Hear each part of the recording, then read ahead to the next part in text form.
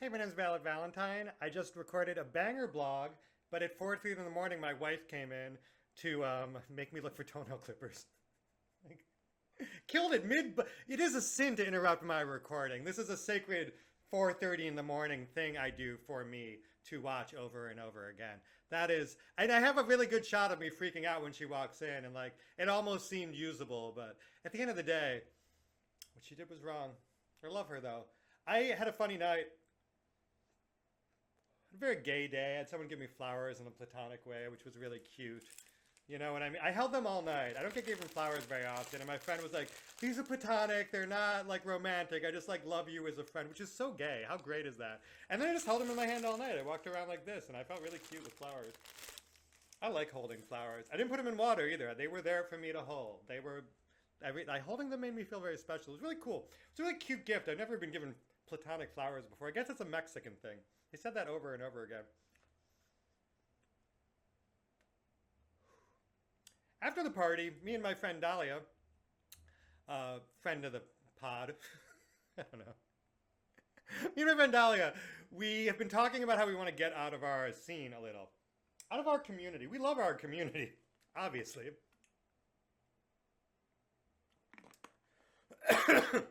But I'm tired of the same stuff all the time. I'm tired of the same kind of people. It's been a couple years building what I have. I love what I have, but now I'd like to check out other things. Living in LA, it took me years to understand like how to really understand what's socially available to you. People say, why do you love LA so much? Because I never shut up about it. I love it here so much. And it's hard to explain how there's a million worlds here. There's so many different cultures from there's so many different universes. And so many of them are so interesting and so adjacent and so overlapping. And I went to a film festival just for sex workers. That's like a group of people, and all of them are really cool. I went to I don't like art show stuff. I do like this performance art series where people and like the people you meet at like a queer performance art are like real unique people. It's a fascinating way to meet people. I love finding new and you find these new things like I didn't know that existed. Then you find it, and suddenly there are all these amazing people in your life who are like passionate and care about stuff and on the same page. Anyway, LA is the shiznit. When we've been trying to like explore new social stuff. So we were driving home. I drove past the casino and I'm like, this isn't exactly what we want. Obviously, some heterosexual cis people who make movies might be sort of interesting. It's a starting place. Or not. I don't know. I'm looking for whatever. But I'm like, want to be more open to like different types of experiences socially. And we went to the Commerce. I took her there. I'm like, do you want to see what I do for work? Yeah, I've been coming to this place for 10 years since I lived in Silver Lake. I've been coming here for a really long time. And I spent so many late nights here. And I'm like, just like pop in, I'll give you a tour. Gave her a tour of the place. It was very Willy Wonka. I thought it was really cute. She was like, you know, because the Commerce is the biggest poker room in America. Google it. There's like 100 tables. Like 1,000 people in a giant room, like playing poker as far as the eye can see. It's loud. Biggest one in the world. The Commerce. And late at night, like on Saturday night, we walked in. There was a guy just being like, I've been kicked out of a million casinos. I'm going back to the Hustler. And then we walk in and this like black lady was like stomping around going, Donald Trump, Donald Trump. And like when you just are trying to show off like how weird your work is, that's a great first minute. You know what I mean? I'm like, look, these are the kind of people at the Commerce on a Saturday night. There was like a bar and a guy hit on us. I took her through all the different areas. I felt like Willy Wonka giving like a Jurassic Park tour. I'm like, over here, we have like low stakes poker players. And look how happy they are winning $8. But then we go over here, and these are mid stakes poker players. They are miserable. Look how unhappy they are with their yellow chips. They just lost $500. He's a sad man. Look at the difference, you know? Come over to like the specifically Asian games and look at how they approach gambling with like a different energy. Like that you get on like this side of the casino where people are like in a different like state of there's like a different energy to it, and like sit back and I was like, you're not going to see a crazy show, but if you like listen to people and think that these are the type of people that not all of them, she's met some of them, but there are a type of people you meet in a casino from another culture that you would simply not meet anywhere else. And if you keep your ears open and you watch them and you think about like why they're alone in a casino at 2 a.m. in like LA, and like they've got a crazy look and a crazy story, and you can see them going through an emotional thing. Just witness that. Sit back and witness that. Like for every single person here, at least pick a couple. Pick the interesting ones. So we were having a good vibe. We were like laughing at this guy at the bar who was like trying to buy us a drink or whatever. And we were in a good mood. I'm like, hey, like, I would never wish this on anyone and I don't encourage it. But if you're bored and like, we're just going to go home in a Megal anyway. Rather than do that, let's, like, do you want to watch me play for 20 minutes? I can just like tell you about the game. We'll get some drinks. We'll get some like breakfast served on my cart. It's free. And we'll like, just like, I'll just like talk you through the game and explain the people. And she sat down next to me, and I went to an ATM because I don't have cash on me. I don't play anymore. Oh, it's been like a week. I'm like taking a minute off. But I get my $500. I put it on the table, and I'm not really planning on playing any hands. But I was like, okay, look at this guy over here. Like he plays a lot of hands. Like that's wrong. Well, you should not play this many. He's playing every single one. Watch how he's gonna lose this next hand. Like against this guy who doesn't, who's like tired of it. Or like watch how this person like made this bluff. I'd be like David Attenborough whispering. And at the end, and she was like blown away. She's like, how do you do this? And I'm like, well, it's, you know, what I've been doing my whole life. It's not that, like, I don't know, like, thanks. But there was one, too. This guy lost $500, and I gave a whole speech while he was playing the hand. I was whispering. I'm like, he's 100% going to lose. She's going to, like, value bet. He's going to think for 2 minutes, then he's going to call. And, like, that, of course that happens. And she's like, what? And then, like, look how he lost all his money, but look at the look on his face. He's going to buy back in, and he's going to lose all of his money in the next 10 minutes. I promise you that, at most. And she's like, really? And then the very next hand, like, by luck, I mean, I get pocket aces, and like, just take all his money in one hand. And she's like, how did you call that? I'm like, I want to go home, but I want to stay because I think I can take all this guy's money in the next 10 minutes. It's $500. And like immediately, like, boom. And it was, I mean, that's very lucky too. Like you can lose with aces. Or like, but it felt like, and it was also fun to just make $500. I was there for like 10 minutes. I walked in, doubled up, walked out. What's up? It felt good. It was a funny night, and watching her witness, it felt like, it's like such a funny thing. I'd like to be back into poker. I've been thinking about being a poker couple lately. There's not a lot of poker couples because not a lot of women play poker, and there's not really that many gay men in poker, really. Not like that they'd be couples.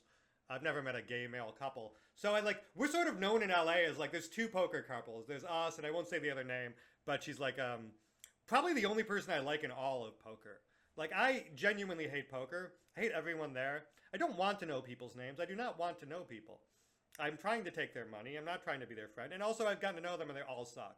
They're the most toxic, awful men. Don't get me started. But there's like one woman who's like in entertainment, who's like cartoon voices. She's really nice. And I don't hate her. We've played in tournaments sometimes and like, she's more of a tournament player, so I don't bump into her as much as I used to. But she's the only person I don't hate. And what was my point? Oh yeah, there's only two poker couples. There's them and us. And we're like sort of a known thing. Especially now. It was a known thing, like, you know, back in the day. But now we're like, she's a very known thing because she's like a super rag. And I'm like, I guess I'm just her like bimbo girlfriend or something. I don't know how I'm seen exactly because I do not care. But it's interesting being a poker couple because it affects both of us. Like, you want to be like, I'm a pro, I've been doing it so long, it's just a job. And it is, but you know, when you run bad and you come home and you're in a bad mood, like it's like interesting, like the fact that we both do it and we both understand it and we have like these weird rules that don't make sense. Like one rule in our house I've been thinking about is if you win a lot of money, you kind of don't have to do chores. And then like that's like a cute thing, but it's also like there's something toxic about it. I don't want, like, I accept it. It's not a big deal. It's not like I'm like, you know what I mean? But like there's like weird things where we give each other permission to do things because you got lucky in a game of poker. Like you shouldn't connect like luck with, it's hard to explain. Being a poker couple though, the thing about poker couples, one thing about poker couples, when you're driving back from a game and one of you won a lot of money and one of you lost a lot of money, the one who won a lot of money can't really be happy because the other one does not want that. I've been driving home with like $2,000 in my pocket and she like lost $2,000 and like I'm like bouncing off the walls and she's just like right? And likewise I've like lost an insane amount of money and even though we're married so it's the same bankroll, you know, that's how it works. That's like a weird thing, like even like our money is shared but it's not like you want to be like you want the money in your pocket. It also makes you in charge of it. Because like even though we are a shared budget household, if one of us is winning more, that person kind of wins more arguments. They kind of be like, I don't know. It's like weird that we take home like our poker win. We're very competitive too. It's kind of what bonds us. She's like, if you don't know my wife, she's like a short little Jewish, like Italian, like grew up in Manhattan, don't fuck with me, like New York girl who like, like it's kind of what kind of alphas you could say, kind of both alpha males, even though we're both women. Love her. But yeah, we definitely like when one of us is winning, and like you definitely get more like slack. Like you definitely like I paid the rent this month because I had a good poker month, and she has not been bothering me about doing the dishes, which is like a dumb thing. Like of course, but like this it shouldn't be that way. You shouldn't be reinforcing each other's like because it was luck. Because like the way I made my money was I sucked out, and like the way like she wins a tournament is like luck. Like of course, there's a big element of it. It should be consistent. It's like mentally unhealthy to like celebrate when you're winning and like be sad when you're losing, because that's where all zen and game focus gets messed up. Because a lot of poker long term for me, and maybe if you're like a real poker player and you're seeing this, you could probably make fun of me, because like most people, like a lot of poker players can just play poker and they don't have the emotional shit with it, and I don't have it that bad. But after decades of doing it, I am in touch with it. I think a lot of people don't think they have emotional stuff, but men aren't in touch with their feelings. When I go to a casino, I was explaining this when I was giving my Willy Wonka tour of poker. You are seeing men who are alone in a casino. And these men are like your typical like sports fan, like toxic man. Most of them, like definitely most of them. And these guys don't have feelings. They don't deal with their feelings. They have huge feelings, of course. They're alive. But they don't know how to deal with feelings. And they have no positive way of ever, like, they don't have the vocabulary at all. And they are gambling in ways with, like, narratives to them. Poker has a narrative to it. If you let a bad, annoying, new poker player play, he will tell you the story of, like, and then there was a 7, and then there was a 9, and guess what came next? A 7. You're like, how is this? You're just, like, saying numbers. This isn't, but, like, there is an internal emotional narrative to like trying to win. Oh, there's another street, and like, oh, I did it. Like I defeated my enemy in 5 rounds of battle. Like it has that mental, it tricks your brain into thinking that, even though you're basically playing bridge. But there's a narrative to it, especially with like new like players who don't understand it. And these men, they go through these narratives and they like win or they lose, and they like succeed or they fail, and they like either can suddenly like spend money or they like are financially hurt themselves. And they do not know how to deal with their feelings. And it is a room full of men who do not know how to deal with their feelings, having huge feelings. And that's what I like love about it. Like I don't love anything about poker. I hate poker. I genuinely hate poker. But I do like, one of the only silver linings is seeing a grown man cry. He can like flip his cards, he lost all his money, mad at a guy over nothing. Like I could watch that. That is my world star. Like that is the only thing that keeps me, because I hate them so much. I truly hate them. As a man-hating lesbian, spending my life in a casino, it's only reinforced my worst tendencies.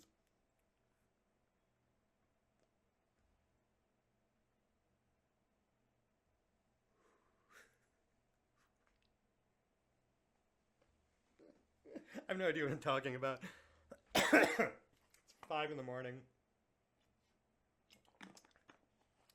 My wife just came in and scared the pants off me. She's going to Vegas tomorrow, and I'm happy for her. She has a friend. Marrying a heterosexual woman. I'm glad she finally has a man in her life. A little. I don't know if I should say that. Whatever. Like my wife has like been flirting with a guy. It's really cool. I'm happy for her. To get back to gambling, something I've been deep in lately.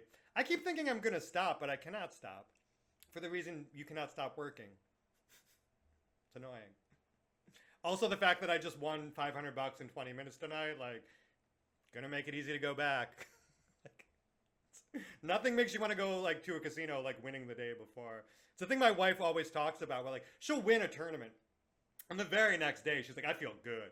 Like I'm in a good space with it. I'm like mentally ready. I'm like excited about it. Like let's go. And like it's pure dopamine. It's like so basic, but.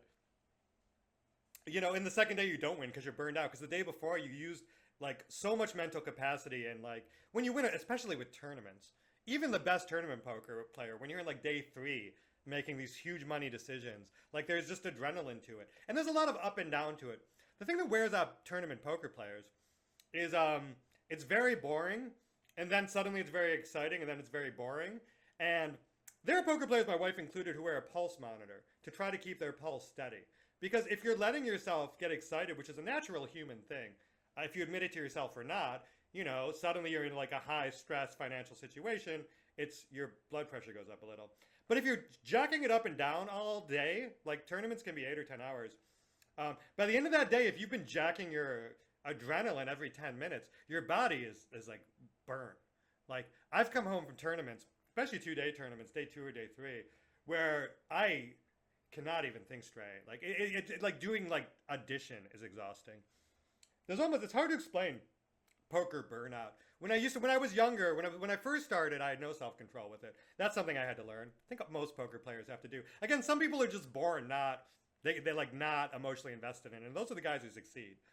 I've always been a mid stakes poker player, and I'll be honest, like because you know, it's not because I'm bad at the game. It's that like keeping the focus to be at my peak of the game. Like it does slowly degrade over time. And a lot of my poker game is keeping track of how sharp I am. Because like you don't know, there's not a minute where you go from being like I'm a poker genius to like I suck. It's very gradual, and it's like you constantly have to be self-appraising yourself to be like, am I in a good space? And you know, there are times I have played when I was not at my absolute best, and like I think that's the difference between being mid stakes and high stakes. It's a humbling thing to talk about. There's so much poker ego to admit that you like, you know, feel anything ever when you like lose thousands of dollars. And again, there's guys who can just handle that shit. I can sort of handle it most of the time. Not good enough. Not in this economy. You die. I love this jacket. I went to the sickest party tonight. There's so many different ways my boobs look great. I've been trying to get a boob job. I met with a guy. And he said I could get 1,500 cc's. Previously, the last guy, who I do not like because his receptionist, I was straight up transphobic. She was like slowing my surgery down on purpose and being rude to me about it. I did not like him, but he was known as one of the guys who can give you the biggest boobs. And he said, at most 1,350. This person looked me in the eye and said like, 10,000 bucks, I can give you 1,500 cc's right now. And I was like, fuck, I want that. That's so bad. I want that so bad. My wife promised me that before the end of the year, she would get me my boob job. And then she lost her job. And like, I know the important thing is that she doesn't have a job. And that's what we're focused on, getting like surviving. But man, I was like this close. I was emotionally like invested. Like I'm barely hanging on. My boobs are so small, as you can see. These mosquito bites. These terrible mosquito bites. This shirt doesn't even make them look great. Although it does make them look great. But it doesn't make them look... I can't complain. 5 stars. But man, wouldn't they be better if they were 1,500 cc's? There's this like cool bimbo off Instagram that I'm so into. I just like her. She's just like a good energy. Like we chat on Instagram sometimes. We did a space. And like she's just like a cool girl. And she wants to like do a scene with me. And I'm like, just like do a scene with like an absolute bimbo porn star goddess. Who like I also just like.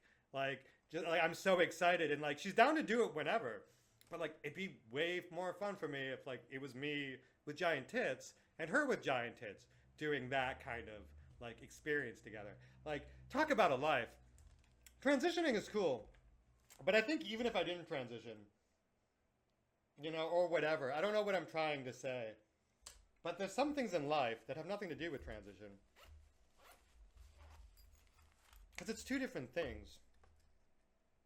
Like, gender is one thing, but wanting huge, insane, fake boobs, that has nothing to do with gender. I mean, I don't know, maybe it does. I'm not a shrink, but I don't think it's like, it's not the same thing. It's not like I'm trying to avoid dysphoria. I'm trying to find euphoria. It's a different thing. I don't even like the word dysphoria. I really don't. It's my pet peeve. I feel like queerness is this deeply complicated, deeply personal, spiritual, amazing, beautiful thing that you get to explore in this life, and to like call it dysphoria that needs to be treated. I get why we do for medical reasons. I like getting surgeries paid for, and like, you know, I'm not discrediting like anything about them, other like because it in a very technical way, like I suppose it's correct if you want me to say it, like certainly for most people, but I think it's a way you don't have to look at it. I think it's a very right-wing cis way of like approaching queerness. You can look at queerness as like just like an absolute joy, and like I don't even think you need to like have dysphoria to be trans. I'm surprised more cis people. I mean, I'm not, because of the patriarchy, blah blah blah. I'll say it's too bad that more cis people don't just get a little funky with it. Like, I was on a Omegle. I knew that. You know, I'd never been on a Omegle. It's been out 10 years. And if you do a later night and you, like, instantly skip all the children, it's like 90% right now, like, very drunk people. And I talked to a couple MAGA people, which I've never done before. And what was my point? Oh yeah, they like want to like debate that, like they're like all turfy and shit, and they're like, how many genders are there? And I'm like, you know what? It's 3 in the morning. I'm high. I never do this, but like more than you think, Mister. And they'll be like, you have dysphoria. You should 41% yourself, mate.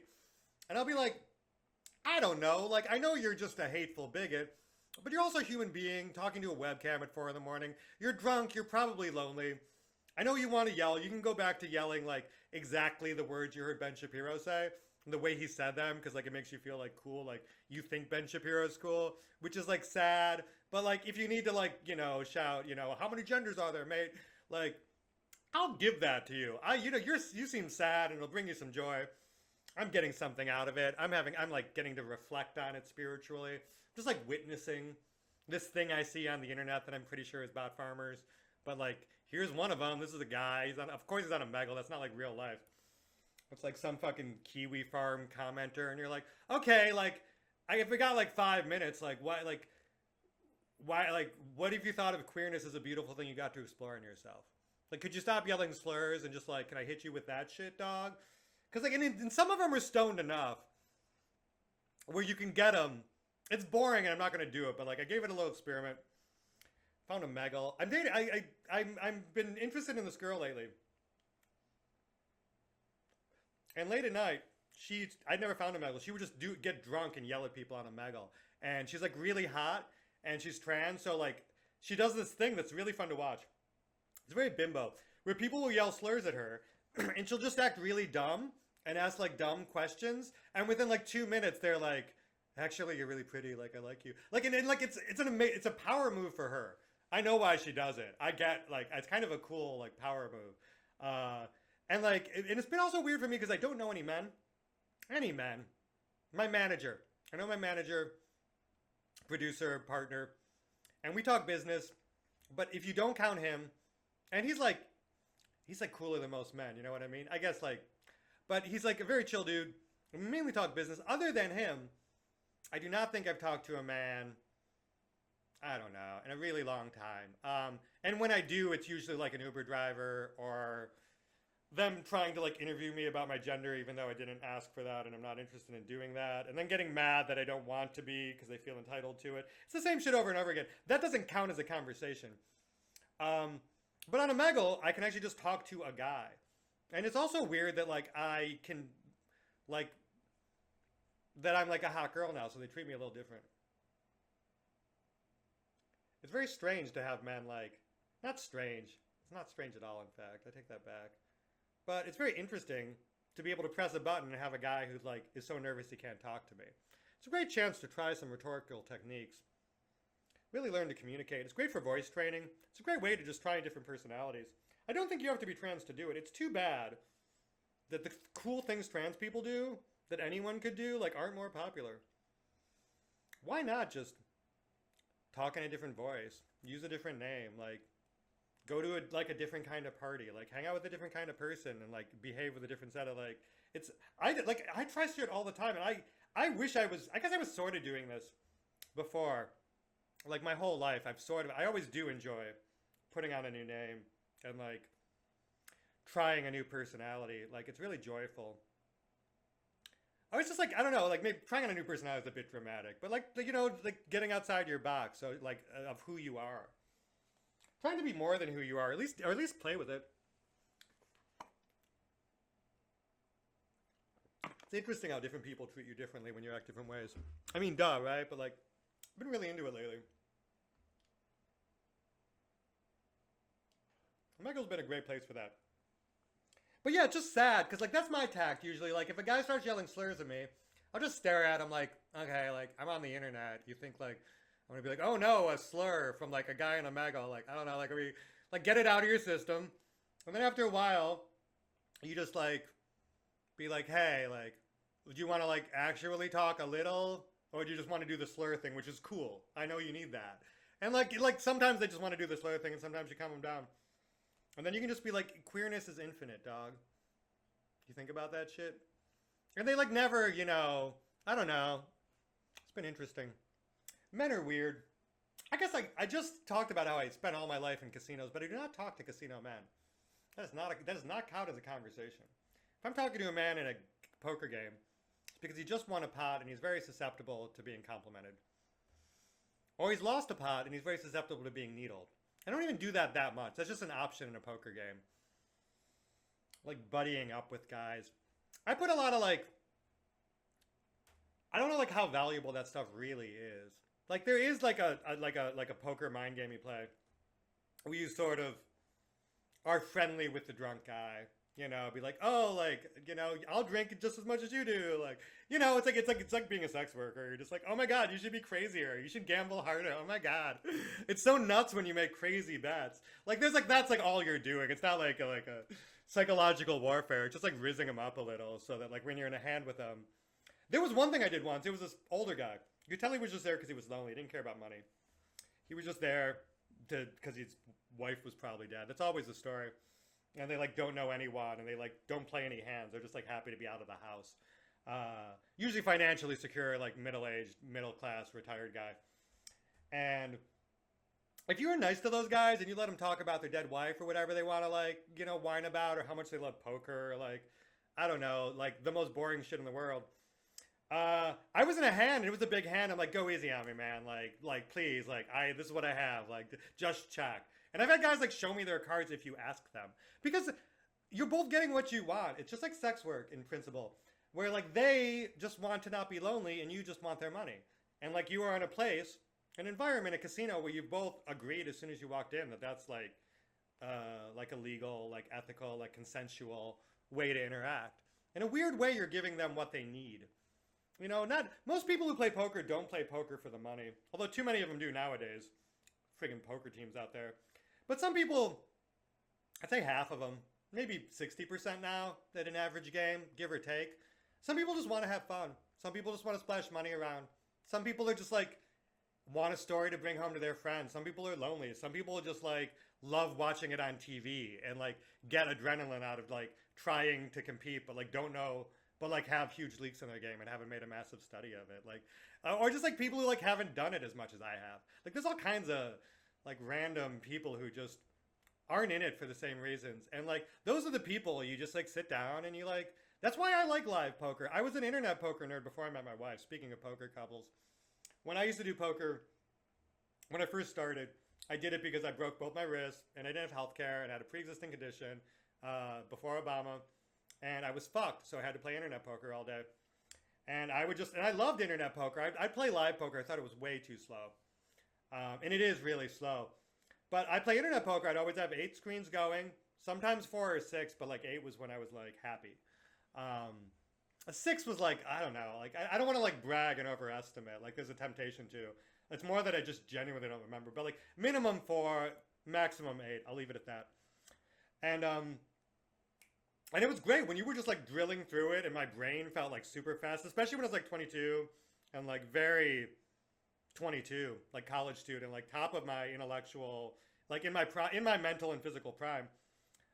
Just being able to sit there and decision, and I was just running. I'm not gonna say I was a genius or anything. I was just running basic systems for early 2000s poker.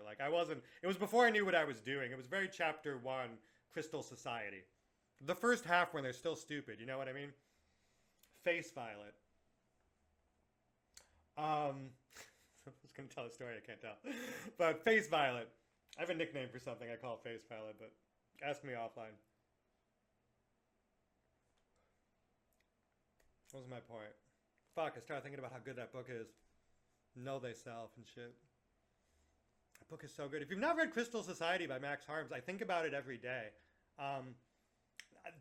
Book 3, chapter 17. If you're not interested in reading 3 books and you just want something that's a standalone, the best writing I've ever.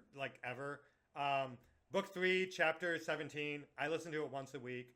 It's the one where I don't want to spoil anything, but it's a very big, beautiful, poetic some Rose stuff in there. That's not a spoiler. If you know, you know. But God, I love that chapter. I can almost do it. I can always do a dream of a vision of a dream, expanding mechanically outward through time. There will be a crescendo in the minds of all, a beauty so great it justifies itself. Like, that's writing. It makes a lot more sense if you've read the book.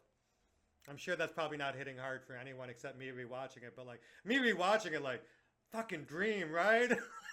God, I want to write a growth, like, I want to write my own fanfic about, this is like way, I want only for me. I want to make, why don't just give yourself more videos, man? Like, you're giving everyone else videos all the time. Think about the other audience. You're beautiful. Look how good you look right now. These tits are insane. Whenever you're sad, you should watch this video and just like, so I went, you know what, my camera stopped at a funny time. I've moved on mentally. Although it would be a fanfic about growth. And it'd be about Vista, Growth Vista. It'd be an entire book about them identifying Ro. Very early. Like very, very early. Somehow. And like how they like stumble into it. There'd be like a weird computing thing where they figure it out like sooner than they could have, which would be like a fun technical like road to go down narratively, and like really get narrative about it and make a technical thing narrative the way that he does. And then it would be about like deconstructing Ro from within growth, and it would be written in riddles that like it'd be more poetic, so that if you read it, you couldn't like it wouldn't actually make sense. Like it'd be like Jeff Noon, it'd be like Vert, where like you just like dip completely into metaphors and like then dip out. If you haven't read Vert by Jeff Noon, my God. I digress though. Oh, I don't know what else I want to talk about. Squish, I know you watch these. And goddamn, you're fucking cool. The Labubu thing is so cool. And if I could say, I could take this time away to say, the shit you posted on the thing about the person that's like public, you know, I would laugh so fucking hard. You were like legit the funniest person. Like when you used to do memes and like joke tweets, you're better than most like Hollywood comedy writers. If you ever want a job writing, you're like that, like your takedown, read a little filth on her. Damn, you should write for television. Like you are such a good writer. Sorry, I don't want to like sidetrack into it, but anytime I read something you write, it is so funny. The original meme, I know it's old now, but like, you know, the one, like every time that shit was hilarious.